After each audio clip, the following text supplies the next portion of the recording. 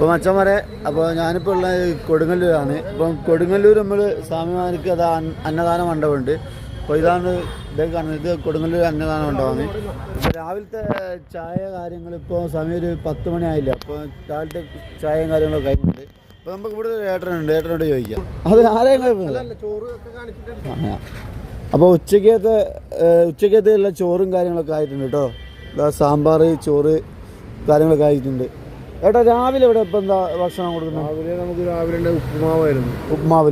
ഉപ്പുമാവ്. ഉച്ചക്ക് ചോറ്, സാമ്പാർ, ഒരു എരിശ്ശേരി, ഒരു അച്ചാറും കൂട്ടുകറി.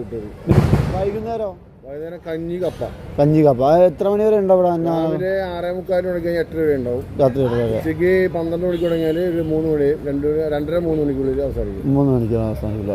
ഓക്കെ. അപ്പോൾ ഇതാട്ടോ, ഇത് നമ്മളെ കൊടുങ്ങല്ലൂരാണ്. കൊടുങ്ങല്ലൂർ അമ്പലത്തിൻ്റെ സൈഡിൽ തന്നെ